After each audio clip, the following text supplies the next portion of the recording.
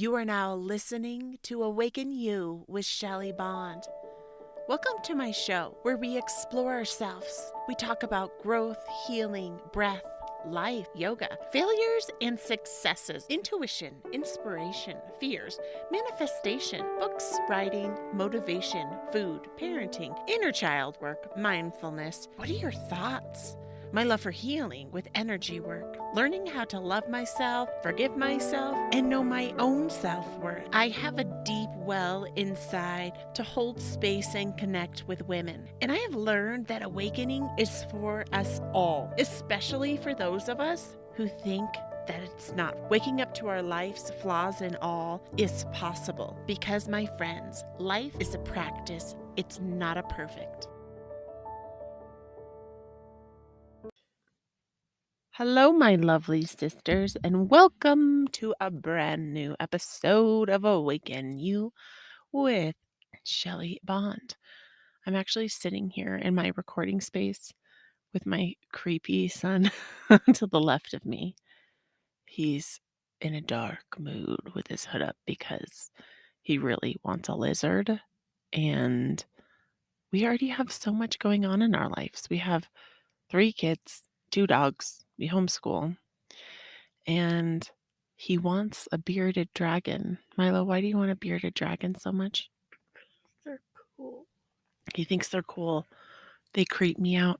It creeps me out to think of a little lizard in a tank and a thing. But I have been giving Milo the opportunity to research and do a paper and come up with a lot of things about to support why he wants a bearded dragon. And I also think that they could be very aggressive creatures, and Milo is suggesting otherwise. So I am again giving him an opportunity to do what, Milo? I already gave you the information. He already gave me the information, but in a very rough draft form. I'm looking for a more polished version.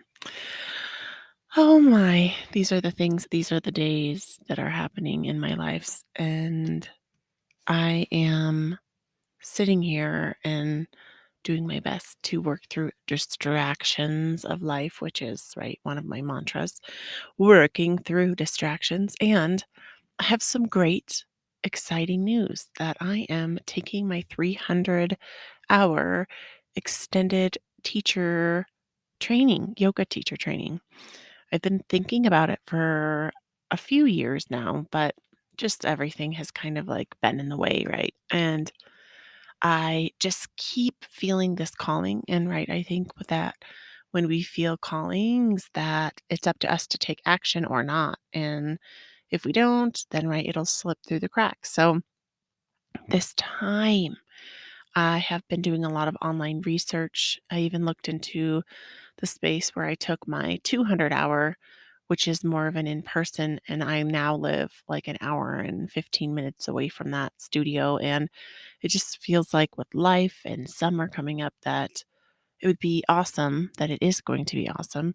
I found this training, Kavaya, I think it's Kavaya yoga, and it's this woman. She's known as the yoga doctor, but she's super spiritual and amazing and has this really incredible program. And what she offers is it's at your own pace. So I can take the classes at my own leisure, but you also connect with them. You take videos of yourself teaching so they can give you feedback back and input. And yeah, it's exciting. And I've spent like the last 2 weeks off and on creeping out, like looking and researching. And I mean, I found like a bunch of different places that were super duper expensive and that you had to show up at a certain time and be there. And I just feel like one of the many blessings that the pandemic has brought us is there's so many things that are online, and even having like an online career as a yoga instructor or an online career as I also do energy work, that I know that all of this that I'm putting out is all a part of my journey. And I'm just showing up for it, even though it's scary, right? It's scary and exciting. I just already took my first like part of my, it's not even my module one, but it's just like the introduction of the course. And It's exciting. I love growing and I love learning, and it's crazy because I actually haven't taken a training in, like, 4 years, like, a proper full training in 4 years. I've taken, like, little online courses and read a crap ton of books, like, many self-help books and memoirs. I actually started reading memoirs because along this journey, I'm writing my memoir, and that's one of my summer goals. And so I think that that is like a big thing to ask ourselves is what are our goals for ourselves this summer? And so I wrote my list, and the top thing on my list was to take my 300-hour teacher training and to write my memoir, to finish my memoir. I have 167 pages of like the second draft. So yeah, those are some of my goals, and then also to go on camper trips and camp with my kids. And this is exciting too, is that I have been teaching online classes on it used to be Yoga Bliss with Shelly, but it's now Awaken You Healing Center with Shelly that I'm very excited about. But I have just been feeling this calling also to teach in my community. So I had this idea because I'm trying to think of it. It was when Jack was a baby, like 7.5 years ago. I took my very first yoga class in the botanical gardens in this beautiful, like, gardeny park in Steamboat Springs in the mountains, and it was so beautiful, and ever since that time, I have always wanted to teach yoga in the park, so I reached out to the place where my kids play all of their sports through the rec, and I put it out into the universe, and it was so interesting. I had to actually make a resume and have, like, an interview to do it, which is something I haven't done in, like, many moons. I can't even tell you, like, 10, 15 years I haven't had a freaking job interview, and it was really intimidating to actually put together a resume of, like, all of my things because my resume has significantly shifted. Right, I did hair for 14 years, and I had all of this experience in that, and then I've been a yoga instructor, and I only taught, like, in a studio for maybe 3 months. I taught baby and me yoga, but everything else has been more on me, like, I've been teaching online yoga on the Yoga Bliss, but which is great because that gave me experience, and now I'm going to teach a weekend summer yoga in the park in Estes Park in the mountains. See here. I'm in oh, the many distractions. I had to kick my son out of my recording space. He's just, like, touching everything. Ah! It's so interesting, right? It's like this path that I'm on, and yeah, part of my path and everything that I'm doing is being a mom, and part of me showing up as a better mom is I have to do the things, or I get to do the things that, like, light me up, the things that bring me joy, the things that I need to do for myself, and even though this is, like, I think "work" quote unquote. It's not. I love showing up here. I love being in this space. It's like it's something that I know is like part of my journey and my kids don't always understand that. And I think as parents, we get so suckered into our kids and everything it is that they want to do. Just like my son has been on this kick where he wants this bearded dragon lizard and he really wants it. And he's been freaking asking me like every 10 minutes freaking for, like, the past 2 weeks, and all he can talk about and he rented books from the library, and, I mean, it's just like, that's what he wants, which I understand. I remember being a kid and wanting things like that so badly, but also, again, like I was saying in the beginning of this, that, like, he doesn't understand that we already have so many freaking things. We have this huge house to take care of and clean. We have 2 dogs, and next week we're getting our dog groomed and neutered. Like, that's a big project and a big expense that we're putting out. And this is exciting though, because it's actually, I will back it up a little bit. So hold on one moment. It's the constant interruption. Oh my God. Oh, so the story I was going to tell you was, let's see, about 3 weeks ago, my sister's puppy, who is a puppy, she's like a Australian Labradoodle, a mini, and she's teensy, weensy, weensy. I think she weighs like 18 pounds. And we had a false alarm that this dog also, let's back up a little bit, is a guardian dog, which means my sister is her guardian. And part of the stipulation in the contract that she signed was that the breeder gets to breed her dog 3 times, and if her dog is Gidget, gets pregnant, then she will be fined $10,000 because this is a dog that's like a $3,400 breed, and she's very special breed, like, I think Australian Labradoodle. Yeah, she's like a lab, a Cocker Spaniel, and a Doodle, and she's freaking adorable, and we thought that my dog Jasper, he's a little over a year. He's a part golden, part doodle. Golden doodle. He's so freaking cute. He's huge, like 80 pounds. So 80 pounds and this 18-pound dog that we thought that he might have gotten her pregnant. Her nipples like got all swollen and she was just acting really lethargic and she had had a heat cycle. And my sister told the breeder and the breeder told her to bring her in and she brought her in. And the breeder has this like it's not like old school, but it's just like a technology ultrasound that's through her iPad, and she suspected she saw a puppy in Jenny's dog's belly, and my sister had a freaking meltdown, like, "Oh my gosh," because the breeder said that she was going to have to take care of it, the puppies, that we were going to have to let her have the puppies and then raise the puppies, not raise them, but have the puppies until they're 8 weeks old, and there's a lot to it, like, a lot to birthing puppies and making sure puppies are healthy, and then finding homes, suitable homes that are not, like, psychopaths trying to, like, drown puppies or do animal testing on them, and my sister was, like, in disarray, and everyone was, like, really mad at Jasper, like, "Oh my gosh, Jasper got her pregnant," but it was so funny because we actually were together when her dog was in heat, but we were so diligent, like, either her dog was in the kennel when Jasper was outside on a leash,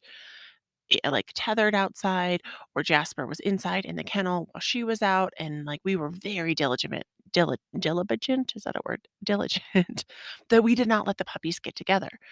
However, the breeder thought that there was she thought she saw a puppy, and my sister was just freaking beside herself. She had all these plans. It was her son's birthday. She was having this reunion party and all these things, and she was just like, "Oh, I can't deal with it." And and then Jasper, oh, Jasper, he's my golden doodle. I think he became like the black sheep. Everyone's like, "Oh, that Jasper always humping everything." And long story short, the breeder sends a vet over to my sister's house, and within a matter of like 90 seconds, she said maybe 60 seconds, he gets out his ultrasound machine, swipes around, and he's like, yeah, this dog is not pregnant. Nope, this puppy is not pregnant. She's a puppy. There's no way she's pregnant. Like, there's no puppies in there. And saying that sometimes dogs can have these phantom pregnancies. And that's maybe what it was, why her nipples were all swollen and she was extra lethargic. And it was really interesting because prior to this, my sister's neighbor actually also has a golden doodle, and we had talked about breeding my dog Jasper with her dog Simone. And Simone is it's like there's an F1 and an F2. I think Jasper, I think, is the F2 because his mom is a golden retriever, his dad is the doodle. And then Simone is an F2 where it's like her mom is a golden doodle and then her dad is a doodle, a poodle. So it's like extra doodle, like she's way curlier. And so we had talked about earlier, like breeding our dogs because my girlfriend, my sister's neighbor, who's now a friend of mine, a family friend, had these like amazing memories of being a child and she wanted to breed her dog and then have puppies. And so we had talked about it, but then all of this like all this like phantom pregnancy like brought up all these things and everyone's like afraid of Jasper, like Jasper, even though Jasper didn't get my sister's dog pregnant in the first place. There was this like crazy annoying thing. And then my other sister, I was telling her that we were still planning on breeding Jasper with a neighbor dog um, before we got him neutered, which he's getting neutered next Wednesday. And she would just kind of like, I just think that is so irresponsible because I'm sure that there's people out there who are breeders and we're not trying to be irresponsible. Like, women have been having babies. People, I mean, animals have babies. Like, people have their puppies breed and make puppies, but we're not doing this as like a breeding rights kind of thing, like show dog kind of thing. We're doing it this as more of like a kind of like a life calling. Like she's feeling this friend of mine is feeling this calling to breed and have puppies. And she has such a good heart. She's an amazing woman, and I completely trust her. And I'm sure that there will be all sorts of opinions, just like my sister who was giving me so much guff about it. But this was like a responsible, planned thing. Like we planned this out. Like the other one we didn't plan and it was a little scary, but hello, that didn't even happen. It was like this weird, like false alarm. And it was so interesting. Like we've tried to breed our dogs together for like, I don't know, like 3 times we tried to breed the dogs. And her dog Simone was in heat for like the first weekend when she was around Jasper. She just kept going, "Woof, woo," and she would snip at him, and then she'd turn her head to the side like, get off me, no, thank you, no, no." And Jasper would keep trying to do his business, and then he was just like, meh, okay, fine. And then another time we got together and it was kind of like the same thing. And then another time we got together and she was like full on in heat bleeding. And we were just in town for a little bit, like in between a camper trip with the kids and picking up the camper. And we had like 40 minutes. So I dropped Jasper off because luckily her house was really close to where I was picking up the camper. And I got back from picking up the camper and hitching it up with my brother in law. And my girlfriend was like, "Well, Jasper keeps, like, humping her, but there's been no tying off." And this is something that I've learned is that dogs, like, when they're breeding, like, they will do their doggy style business, and then the male will step over one of his hind legs, and then they legitimately do this thing called tying off where the penis and the balls of the big dog goes inside of the female dog's vagina and, like, stays there, and they are butt to butt tied off, and you're not supposed to, like, pull them apart, you could hurt them, and it happened, and the dogs tied off, and I was there for it, and even my kids were, and Milo said, "Oh my gosh, mom, I can't even believe that I was a part of this, that I saw this." And it was so interesting. They were just standing there. I thought there would be a little bit more emotion, like humping action happening, but they were just like butt to butt panting, and they tied off. And so as of now, Simone is probably what, like a week pregnant with puppies, and we figured it out. I think dogs are pregnant for 68 days, and she would be due, like, I think it was like the 26th of June. So we could be having puppies. Me and my friend were like, "Oh my gosh, grandpuppies." We were so excited. Like, "Oh my gosh." And I just trust too that, like, with this puppies, like, if she got pregnant with a litter or not, that I know that all of these puppies will find the most perfect home. And again, like, with all of the judgments of, like, the not having the breeding and the papers and the things, like, I bought my dog for he was $2,000 and he does not have any papers, and my girlfriend bought her dog for $2,300 and she doesn't have papers. Like, they're unpapers dogs. Unpapered dogs, is that the right thing? And I personally, I think that that is completely fine. Like, I think there is, yes, this realm of, like, dog breeding, and I think that's amazing, and I send love and respect to dog breeders. And I also think that it's okay for people who want to do things, like, in their own creative way. Like, if you wanna breed a dog on your own, and, like, I have another soul sister who has bred dogs of her own, and the dogs are just, like, so instinctive, and they, like, know what to do, and she found puppies all of the right homes, and, again, it's just, like, everything aligns the way that it needs to. And yeah, it's just it's an interesting adventure, and I don't even know why I was sharing that with you, but yeah, that's just my story with Jasper, and Jasper's getting ready to be neutered next week, so he gotta have one big "Shra." Oh, and where I was going was that my son was, like, being so pouty. He is being so freaking pouty about the freaking lizard. I'm like, "Oh my gosh, buddy, you don't realize we have so many things happening already in our house, in our life," and I just signed up for my yoga teacher training. Summer's coming up. Like, we're going to be doing summery things. I'm going to be teaching classes like a lizard. And then I had this like vision of a lizard climbing up my freaking head when I was sleeping at night. And that gave me the heebie jeebies. And yeah, I don't like that. And I know that there's like this part of me that's like, okay, just let him get the freaking lizard. He wants the lizard, but I don't want to have to take care of the lizard. Like, any mom will resonate with me that I already have a million things on my freaking list of things to do, like, and one of them is finishing my memoir. Like, that is a huge on its own. a huge project, but I am this multifaceted person, and I really do believe in, like, that I can do everything that I want to do, that I don't have to just pick one thing because I always used to think that I had to just pick one thing, or it's like that those thoughts of, like, I can only be a stay-at-home mom, or I could only be like when I used to do hair, I could only be this really good hairstylist, or I could only be a really good yoga instructor. I believe that my sisters, that in life, that we can be and do all of the things that we want to do, that we can have an incredible spiritual practice. And this is something I'm getting so inspired as I'm getting back into like my extended yoga teacher training is that like being a spiritual person is like part of like how we live our life, right? And it's like even this yoga teacher training, a lot of people, you think that or I thought that I was going to yoga teacher training back 4 years ago to get my 200 hour to learn how to teach a yoga class. But think of it like a pie, and asana, which is the movement portion, is like 1/8 of the pie. And then there's these other 7 slices of like spiritual practices, right? Mantras, meditation. Like meditation is really what the asana portion of yoga was created for because, right, our minds are so freaking busy, and they created all these yoga poses and found out that they have all these amazing healing benefits of the actual physical body, and they also help calm and soothe the mind. So you kind of get yourself like tired up, you get yourself moving, downward dog, all the poses and things. And then you can allow yourself to find a seated position. And then you're like, then now you can give yourself permission to sit with yourself. So I'm really like looking forward to this teacher training and seeing all that it has to offer. I actually am like, I have on my computer like pulled up my curriculum, and it's pretty cool. All of these classes that I get to take, these modules and things. And yeah, it's fun. And who's to say, like, I'm getting ready to turn 39 on June 10th, which is like a month and a little bit away, like a month and a week away, a month and 10 days.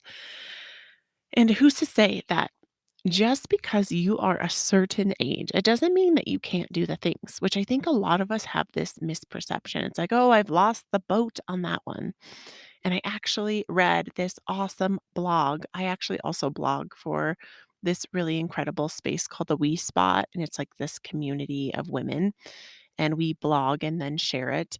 And it's one of my like dear soul sisters. And I actually did her hair for like my entire hair career. And she's just amazing. And she wrote all about like not waiting for when, which is so interesting because I also just made a video for Awaken You Healing Center on my YouTube channel about like not waiting until when. And it was just so beautiful. It was like, stop waiting for when. Like people are like, I'll do it when my kids grow up. And then now her kids have grown up, are like growing up, and then kids are leaving. It's like, and then you feel like you're lost. I think that's, a lot of mamas do that. Like if you were a stay at home mama, and then your kids leave and you're like, "What do I do? I'm lost here," right? Or we're like, "I'll do it when summer comes," or "I'll do it when I'm feeling better. I'll do it next month. I'll do it blah blah when whatever your when is. We all have a when, right? We all have the when. And the when is procrastination because I think that a lot of us get so overwhelmed with the thought of doing something new, and we think that we can't because we have these self-limiting beliefs. And I've really learned, my sisters, that to counter like anxiety and overwhelm, like stopping you, what's making you procrastinate over and over, that you have to just start freaking now. Like with this yoga teacher training, I kept reading and looking through it and looking through it. And then I was kind of waiting for my husband's permission because, it's an investment, but still, it's like a third of the cost of what I paid for my first teacher training because it's online, which is amazing. She was giving a 50% off discount. And then I decided, you know what? I have my business, Awaken You Malas, and I can pay for it myself. I don't have to wait for my husband to say, oh, it's okay. And it's not like I have to get the A okay for him. But, right, you're spending a big chunk of money. You want to like cross paths with your spouse, like let them know what you're spending money on. But I'm like, no, I'm putting the vibe out that I'm creating and connecting with women, which doing something that I love, like creating malas, energetic pieces of jewelry that help heal in everyday life, help with everyday anxiety, help with focus, right? I feel like that is like one of the main things that we struggle with as women in this world, as humans on this planet is focus because there's so much like trying to push and pull us everywhere. Like I was finding myself this morning, Fridays are like my work day because I homeschool my kids all week. And then I just kept finding myself I had my to-do list, but between my computer and my phone, and I was, like, going to look and sign up for these different things, and I forgot my password, and then I'd head into my email, and then the email would suck me in, and then I would be checking other emails, and then I would be like, "Oh, I need to order this for my house," or, "Oh, I need to order" like, I did a new order of crystals and stones, and I'm not kidding you, 3 times I got sucked out of that order because I was, like, going back I was checking my emails and checking my messages about what healing properties I needed, but in the meanwhile of doing that, then, like, notifications and things popped up on my phone, and it took me, like, hours to make my order of my crystals and my stones because of all of the distractions. So, I really want to encourage you, my friends, to, like, shut off your notifications on your phone, and, like, even me, like, I'm learning that I have to, like, keep my phone away from me when I'm doing my computer work because if it's by me, then it's like, "Oh, I need to post to my social media," or "I need to check my Etsy shop," or whatever it is, even if it's business related, that things can, like, detour us. And I've been listening to I think it's Paradigm Shift, I'm double checking. It's this amazing interview with Bob Proctor that I've been listening to for probably the past 3 weeks now, and it's called Change Your Paradigm, Change Your Life. And it's by Bob Proctor with Dan Streusel. And the whole premise of this it's like an interview that I'm listening to. He talks about our paradigm is our set beliefs and thoughts about our life and ourself, and it is legitimately why we are where we are today. Like, the reason that our bank account or that we make this certain amount of money is because we have fixed beliefs on the amount of money that we are allowed to make. Um, we have fixed beliefs on like vacations that we can take. We have fixed beliefs on everything. We have fixed beliefs on our religion or spiritual practice. We're very fixed people.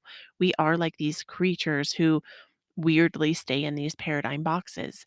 And this whole book is like talking about shifting and expanding and changing your paradigm about yourself, right? So if you think that you're not capable of doing something, then you'll never be able to do that thing. But if you can open up, right, to these like possibilities of doing something different, like being almost 39, here I am again taking my 300-hour yoga teacher training. I remember when I was 30, how was I? I was 34. I was like, yeah, early 34. Or was I 33? One of the two. And I remember I was so freaking terrified. And I thought, I can't do this. Who am I to do this? And then I just had so much encouragement. And I have been on this path of like personal growth and I'm like, "You know what? I'm just gonna freaking do it. And I'm not gonna care what anyone thinks or what my inner critic is telling me. I'm just going to do it. I'm going to be open to shifting and growing and expanding my fucking paradigm." And here I am, right? And since then, like in those years, like I got the confidence to write a book. I wrote a book, Awaken You from Pain to Healing, A Woman's Way of Waking Up to Her Life. I have steadily had this channel on YouTube that used to be called Yoga Bliss with Shelly, where I would focus on yoga and meditation practices. And recently, I have just made this shift because I have this like deeper dream. This is me also shifting my paradigm is that I can choose to bring my dreams to fruition of having a healing center. But instead of waiting for the healing center, I'm creating it here. So, the space I've created on YouTube, Awaken You Healing Center with Shelly, I'm also just like sharing the knowledge and the wisdom that I've gained. And also, still, like, I have all of my yoga classes and meditation practices. I've just kind of switched gears a little bit, but I'm still going to be sharing those yoga classes. And I know even more so now that I am taking this teacher training, I do remember my first 200-hour teacher training, and it was so inspiring and uplifting. And I think it's just what I need, right? It's like the boost of confidence that I've needed, or just like the boost of information and knowledge. And this is something too that Bob Proctor was sharing in the book that I was telling you, the paradigm shifting, like change your paradigm, change your life. that we there's this like false perception going around, especially in the self-help field, that knowledge is power, that knowledge will make you powerful. And it's not true because knowledge is not power. Knowledge can totally fuck us. Like it can make it even worse off because especially if there's like a false pretense out there and we take that belief on as our own and it's not even true, right? That can completely hinder us in our path and in our life. But if we can be open to knowing that like knowledge is like ever changing and ever shifting, and that the knowledge that we have actually already built within ourselves is like beyond enough knowledge that we need. But a lot of us, we shut that down. We have like hindered our intuition. Like we have this thing in our brain and like the legitimate physical brain called a pineal gland. It's like at the center. You can like look it up. Most of us, though, our pineal gland has been calcified because of fluoride, right? It's in like everything. Like you go to brush your teeth, most toothpastes, unless you're very mindful, have fluoride in them. You go to the dentist, they put fluoride treatment on your teeth, unless you are very mindful and you're like, oh my gosh, fluoride. Ah, it's calcifying my pineal gland. Your pineal gland from like ancient texts has been said to be your space, your base center of intuition. Like that's the part of your physical brain that allows you to connect to your spiritual heart, to your spiritual self, to the ethers, and like listen to your heart self, like listen to your intuition. But right, like I was talking about earlier, is that our focus is just like, even mine, like, it's like spiderwebbed. It's like in so many fucking directions. It's just like, it's blasted out there. So for us, my friends, to like take back our intuition, to allow ourselves permission to listen to ourselves, like we need to be mindful of things like like we were talking about brushing your teeth. Make sure your toothpaste, look for it, fluoride free toothpaste. You can find it. There's many different brands out there. When you're going to the dentist, say, yeah, I'll pass on that fluoride treatment. And even if they give you shit, they will give you shit. I've actually found a holistic dental practitioner who she is a dental hygienist who cleans my teeth and she's amazing and she does never say anything about my non-fluoride. So I'm grateful for her. And you can also set the intention to alleviate that calcification of your pineal gland. Like you would say, I intend to disperse the calcification of my pineal gland. I intend to be open, an open conduit to listen to my intuition, right? And then it's like in those moments, then we can be open to all of these signs. If like you're feeling called to take a class that you never thought you could take, if you feel called to make a post that you never thought you could make, if you felt called to write a freaking book, you can do it. I feel so strongly that if I can freaking write a book, that anyone can write a book and you can get your message out there and that your story and your experiences matter, right? They matter so much. And I have really been a testament to this. Like I have heard so many women, I can't even count how many women who have told me that my book and my story and my wisdom that I have written has helped them and has helped them connect to themselves in deeper aspects. And I really do believe, my sisters, that awakening is possible for us all. That, right, it's not only for the chosen ones, for the guru masters, and those enlightened beings, that whether you're on a yogic path or a path of growth or you have a spiritual practice, wherever you are in your personal self-help healing journey, my sisters, that you have the capability to wake up to your life. And something like yoga, just like the practice of getting on the mat, like a lot of people, I was actually just reading this quote on my new teacher training, and it was saying something about like that there's like a myth that yoga will make you a better person. And then it was like false, like a slash through that, that it was like you will be a better person because of your practice. Because I really believe that it's like when we show up on our mats and we take time for self care, time to move our bodies, our minds, our spirits, our emotions into like a healthier space, then we show up better in our lives and we are better people. You just innately will become a better person, right? You will. I am a testament to that. Like, I remember the reasons why I repelled yoga in the beginning. A, I wasn't flexible. B, yoga was for weaklings. C, yoga is a weird cultish like practice. D, I'm like, what was my D? I'm sure there was many weird things, just like other shit that I've heard people say.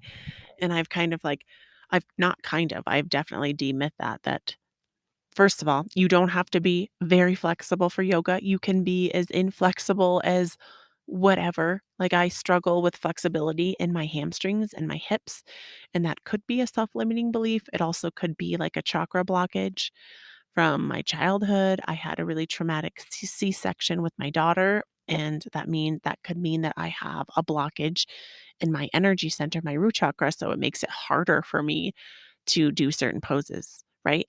And instead of being afraid of that, instead of being afraid of stretching my body into poses that are uncomfortable, I welcome the discomfort. I welcome the awkwardness. I teach that in my classes of just like embodying and embracing the weirdness. And I do like to say, get weird with me. I think people are so afraid of being weird and different and odd. Yet I allow myself permission to embody that and embrace that because I always felt like when I was a kid, I'd never really had a space. I didn't really fit in anywhere. I never fit into those shapes. I always was like floating on the outside of the box. And then finally, I think I started taking steps away from the cutouts because I had to carve my own cutout, which didn't fit into any of those. And right, part of this practice and right, debunking that. What was the other one? What was it? That you have to be flexible. Oh, that it's for weaklings. That I used to think that I used to use exercise as a form of self punishment. Very sad but true. And that I felt like if I wasn't doing like a hit workout or like a boot camp class or a boxing class or what is it called? Why can't I think of it? I know what it's called. Dang it. A really intense workout, and I just thought that it wasn't worth it, and I thought that it was for weaklings, but the more I have embraced yoga, the more I found, like, you can practice yoga in whatever mannerism you want. Like, you can hit it hard, you can work yourself, like, kick your ass. You can also make it, like, gentle and restorative, you can make it moderate, you can make it a meditative practice. It can be sitting and showing up on your mat with just breath work and holding space for how shitty you're feeling that day. That the practice of yoga is expansive and it's not just limited to movement. And then I'm trying to think of what was my other debunk. Oh, that it was a weird religious cult practice that a lot of people said, "Oh my gosh, that's weird religion." Yoga to me, I'm sure that there are different practices that maybe it could be like that, but what I embody is that yoga is a practice of myself, of the self, of the heart, that yoga is a practice of exploring ourselves and getting to know ourselves and giving ourselves to authentically, vulnerably show up as we are, giving ourselves permission in our meditative practice, in our breath practice to be with all of the swirling emotions, to freaking sit with it. And I remember in my first 200-hour training, sitting there, the first meditation practice, it was downtown Fort Collins, like a busy street. You could smell like smoke wafting up. You could just hear people in cars like rolling by with like loud music, banging, banging. And I was sitting there just like going crazy and then telling myself that I failed again. Like, you can't even do this right, Shelly. You're failing again. And it's interesting because I was doing it right. Like, that was my experience, and wherever you are in your practice, right? If like, to me, yoga is the practice of being with the self, of accepting the self, of loving the self, of honoring, giving compassion, forgiveness. It's like it's so much more than I ever thought, and I'm really looking forward to just being on this journey, and it's so cool because I have this platform here where I'm showing up and chatting with you, so I'm going to share all of my fun things with you. And I think it will be really good in helping keep me accountable and showing up to my classes because it is self paced, right? And it would be rather easy to just take a week off or so. But I'm going to be showing up here and giving you all of the amazing things because I think that this training is just like that spark of inspiration that I need. It's like the calling. I'm answering the calling and I'm walking into it. So, my beautiful sisters, I am going to give you a self care practice like I have been doing. This is episode 11. Episode 11, we are here. Your self care practice is to journal what it is that you want to grow for yourself this summer, right? Think of if you are here in America, it is springtime. If you are in a different country, what is our opposite of spring? Fall. And so if you are here in spring, you know it's like the time of like growth and budding and blossoming. So I encourage you, if you know me, that you get a journal that you love, that you feel connected with, something that lights you up. Because, right, when we feel something in our body, we are more able to manifest it, right? There's this whole like invisible realm working around us that we may or may not be aware of. Like, I've been listening over and over to in this paradigm shifting book that our manifesting work is not only happening in this physical world, it's happening in this invisible world. And like all of this energy is like swirling and spiraling. And whatever we're putting out, right, is working at manifesting. So let's work at what we want to grow in your journal. So that is your assignment this week, is that you will self-care practice, not assignment, because this is something that it's good. This is great help for us. And so for me, I'm growing. I am taking my teacher training. I'm working on my book. I was giving myself the deadline to finish my book, but realistically, I'm going to give myself until December because that's more realistic. And that I want to go on camper trips with my kids. And also, my other one is that I want to teach a weekly in person yoga class to my community, which will like help me inspire and grow, because my big, big, big dream is that, even though it's funny, Bob Proctor says, don't share your big dreams with the world. But you know what, world? I'm putting it out to the universe, is that I am going to have in my future a healing center where I will be sharing weekly and weekend long retreats and yoga classes and meditations. And even, I'm putting this vibe out there, I really want to do sound bath healing. And I'm going to get some of those crystal chakra bowls. I'm really excited about this too. Is that this teaching in person is just bringing me closer to my healing center. This getting my next teacher training is just bringing me closer to that, because I always say it's like the certificates and the diplomas don't matter. Like, they don't matter, but they do help give us that confidence. Like, I will be a certified yoga teacher 500 hours after this, because right now I'm just a certified yoga teacher 200 hour right now.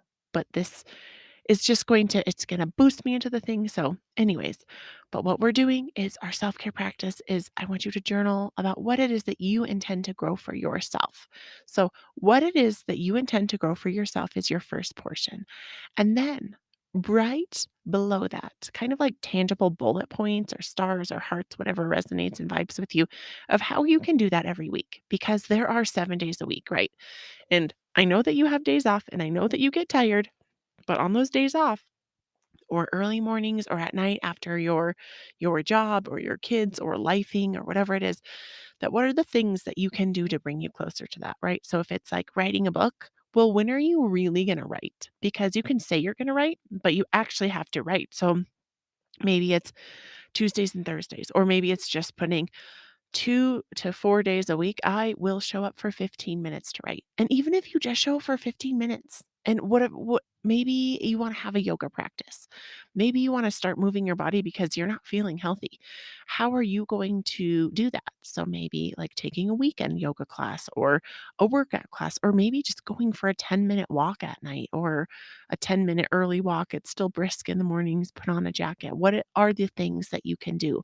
Maybe something that you want to grow is like a healthier relationship with your spouse, because, hello, if you haven't listened to the episode, I have shared my just having a really hard time in falling out of love with my husband and how to come back together, right?